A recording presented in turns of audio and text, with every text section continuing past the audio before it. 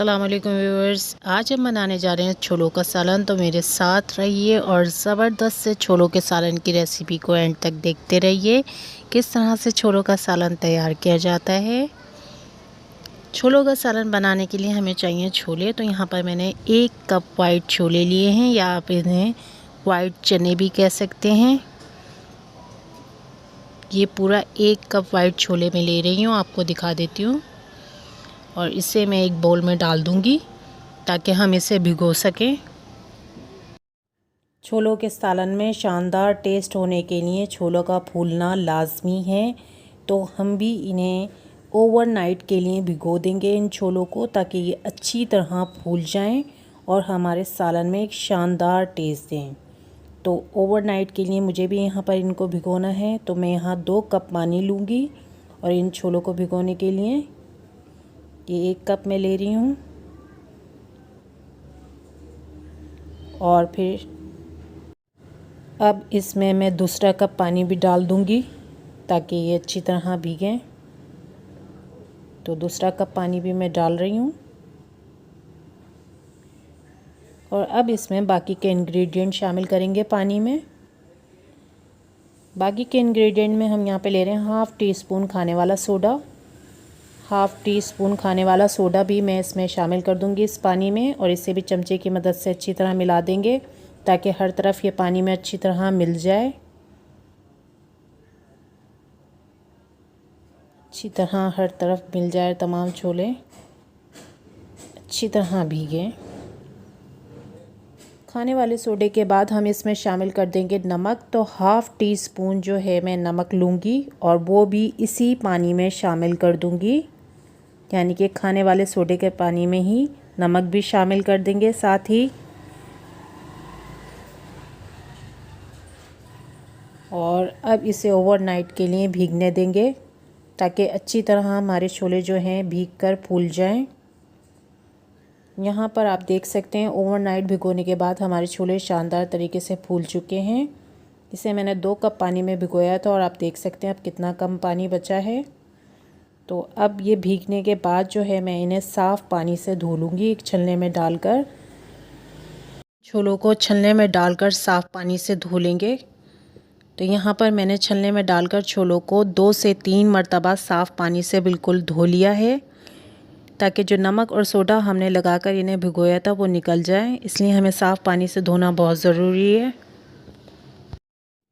अब इन छोलों को गलने के लिए चढ़ाएंगे। तो उससे पहले 2 कप पानी मैंने दोबारा से लिया है और इसी पानी में मुझे छोलों को मुकम्मल तौर पर गला लेना है, यानी कि ये पानी पूरा खुश्क हो जाए इतनी देर तक मुझे पकाना है चूल्हे पर। उससे पहले मैं इसमें शामिल करूँगी 1 अदद लौंग। तो यहाँ पर ये 1 लौंग ली है मैंने, और इसके अलावा मैं लूँगी 2 दालचीनी के टुकड़े। और अब इसे चूल्हे पर गलने के लिए चढ़ा देंगे। इस पानी के खुश्क होने तक पकाएंगे। अब छोलों के सालन के लिए जो अगला इंग्रेडिएंट हमें चाहिए वो है दही। तो यहाँ पर मेरे पास 250 ग्राम दही मौजूद है, जो कि खासी पतली है। 250 ग्राम मतलब कि 1 पाव दही है। आप गाढ़ा योगर्ट का भी इस्तेमाल कर सकते हैं। मैं जो दही का इस्तेमाल कर रही हूँ ये पतली दही है बहुत ज़्यादा। तो 250 ग्राम दही हम लेंगे। इसके अलावा हमें चाहिए प्याज। तो दरमियाने साइज़ की 3 अदद प्याज हैं जो मेरे पास फ्राई की हुई हैं। दरमियाने साइज़ की 3 अदद प्याज जिनको हल्का सा ब्राउन करके फ्राई किया हुआ है, या गोल्डन ब्राउन आप कह सकते हैं, फ्राई प्याज है मेरे पास। अब आ जाते हैं मसाले जात की तरफ। तो मसाले जात में सबसे पहले मैं धनिया पाउडर लिया है मैंने 1.5 टेबल स्पून। थोड़ी सी राई ली है 2 टेबल स्पून के करीब मैंने सुरख मिर्च पाउडर लिया है। और आप देख सकते हैं कुछ दाने मेथी दाने के लिए हैं। यहाँ गरम मसाले में काली मिर्च, 2 लौंगे और दालचीनी के टुकड़े और 2 सब्ज़ इलायची ली हैं, 2 लौंग। और यहाँ पर 1/2 टीस्पून हल्दी का लिया है मैंने। 1 टेबल स्पून मैं ज़ीरे का इस्तेमाल कर रही हूँ। और यहाँ पर सौंठ जिसे आप कहते हैं, यानी कि सूखी हुई अदरक, वो कुछ थोड़ा सा पीस है जिसको मैंने इस तरीके से कट कर लिया है। नमक आप हस्बे ज़ायका ले सकते हैं अपने ज़ायके के मुताबिक। और 1 टेबल स्पून मैं यहाँ पर लहसुन पाउडर का इस्तेमाल कर रही हूँ।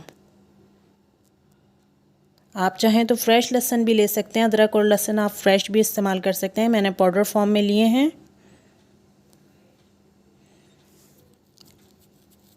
अब यहाँ पर हमारे चने जो हैं बिल्कुल छोले गलकर तैयार हो चुके हैं। मैंने उसी 2 कप पानी में इन्हें बिल्कुल गला लिया है। आपको मैं दिखा देती हूँ, तोड़ के भी दिखा देती हूँ। देख सकते हैं आप, ये मुकम्मल तौर पर गल चुके हैं, खासे शानदार गलकर तैयार हुए हैं और पानी भी इनका बिल्कुल सूख चुका है। ध्यान रहे यहाँ पर जलने नहीं देने, आपने सिर्फ पानी को खुश्क करना है इसमें ही। यहाँ पर एक पतीले में मैंने हाफ़ कप जो है कुकिंग ऑयल लिया है और इसमें मेथी दाने के कुछ दाने डाल दूँगी और इसे थोड़ी देर के लिए हम इस गरम ऑयल में सिकने देंगे। मेथी दानों के दानों को कुछ देर तक हमें सेक लेना है ऑयल में। और अब इसी ऑयल में हम दूसरे इंग्रेडिएंट डालेंगे। कुछ देर जब ये अच्छी तरह सिक जाएंगे तो उसके बाद ही हम बाकी के जो है इंग्रेडिएंट इसमें शामिल करेंगे। अब यहाँ पर लूँगी मैं ज़ीरा, जो मैंने लिया था मसालों में, वो ज़ीरा मैं इसमें डाल दूँगी और इसे भी थोड़ी देर ऑयल में सिकने देंगे, अच्छी तरह सिक जाएं ताकि ये ऑयल में ज़ीरा भी। ये सिर्फ गरम ऑयल में हमने सेकना है, इसके नीचे चूल्हा बिल्कुल नहीं जलाना। अब एक ही दफ़ा ऑयल को गरम करके ये सेक लेनी है दोनों चीज़ें। अब इसमें हम बाकी के इंग्रेडिएंट शामिल करेंगे, यानी कि जो हमारे पास मसाले जाते हैं वो तमाम हम इस गरम ऑयल में डाल देंगे और इसे भी थोड़ी देर के लिए गरम ऑयल में सिकने देंगे मसाले को, यानी कि थोड़ा सा गरम ऑयल में ये मसाले पक जाएं, जलें नहीं, सिर्फ थोड़ा सा गरम ऑयल में सिक जाएं जैसे।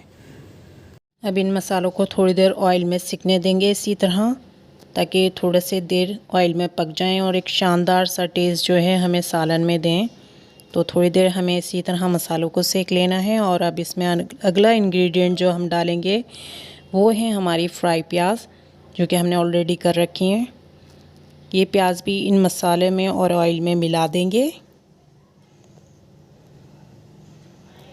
अच्छी तरह से भी मिला लेना है। याद रहे ये चीज़ें जलें नहीं, बस हल्की सी सिकें चूल्हे पर ना। तो अब तीसरा इंग्रेडिएंट भी इसमें शामिल कर देंगे, जो कि दही। दही मेरी यहाँ पर बहुत ज़्यादा पतली दही है, तो मैं इसलिए कोई पानी वगैरह इसमें शामिल नहीं कर रही हूँ।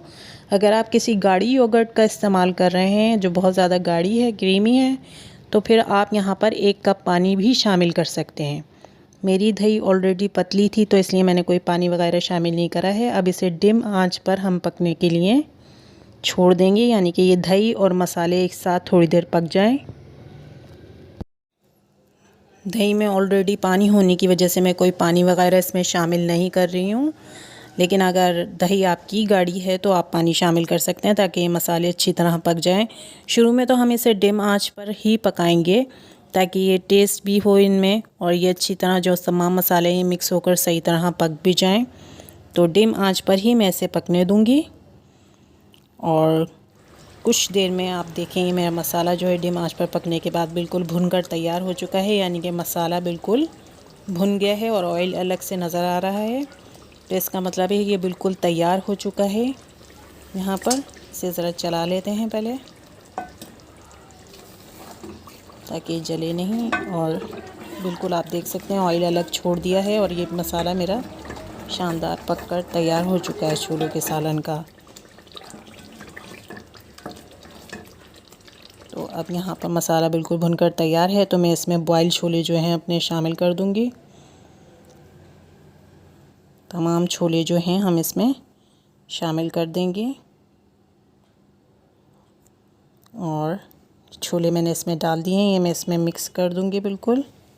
थोड़ी देर छोलों को इसी तरह चलाते हुए हमें पकाना है डिम आंच पर, कि मसाले में मिलकर इसी तरह थोड़ी सी देर पक जाएंगे। थोड़ी सी देर से मुराद मतलब 3 मिनट, कोई 2-3 मिनट हमें इसी तरह चमचे से चलाते हुए इसे पका लेना है ताकि ये अच्छी तरह मसाले के साथ अभी बग़ैर पानी डाले हुए जो है अच्छी तरह पक जाएं। तो हमें थोड़ी देर इसी तरह इसको पकाना होगा, जलें भी नहीं और सही तरह पक जाएं मसाले के साथ।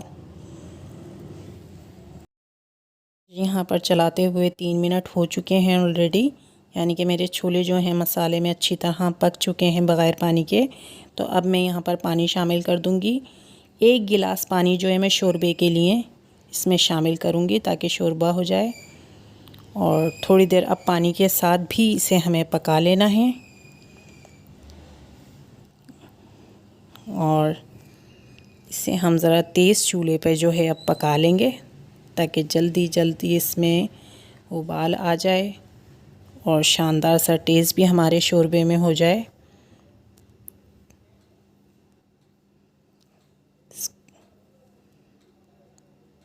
और शानदार सा छोलों का सालन जो है तैयार हो जाए, तो इसलिए थोड़ी देर हम तेज़ चूल्हे पर इसे पका लेंगे।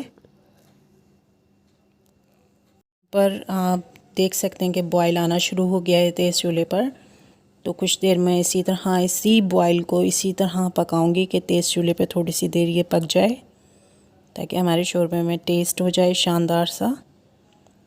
और ये कुछ देर पकने के बाद जो है सालन बिल्कुल रेडी हो चुका है और मुझे लगता है कि अब यहाँ पर ये बिल्कुल तैयार है। तो मैं जो है इसका चूल्हा ऑफ़ कर दूँगी।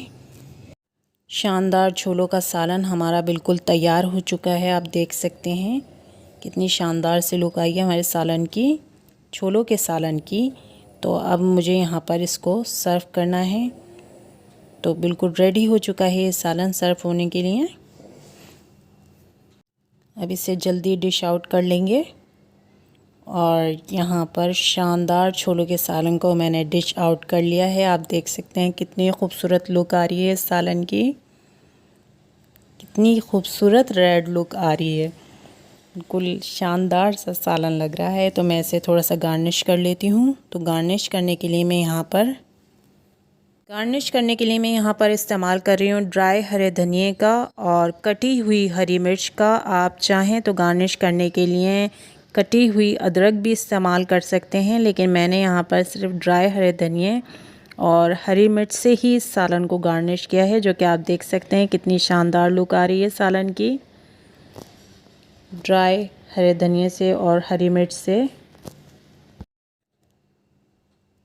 तो यहाँ पर शानदार छोलों का सालन बिल्कुल रेडी है। तो हम इसे प्लेट में भी सर्व कर देते हैं।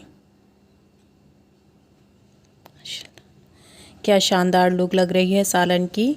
तो आप इसे नान से या चपाती से भी खा सकते हैं और बॉयल राइस के साथ भी, या इसमें एग भी बॉयल कर शामिल कर सकते हैं। शानदार छोलों का सालन बिल्कुल तैयार है। अगर आपको हमारी रेसिपी अच्छी लगी है तो इसे लाइक कीजिए, शेयर कीजिए और कमेंट्स में अपनी राय का इज़हार ज़रूर कीजिए। Thanks for watching. Thank you and अल्लाह हाफ़िज़।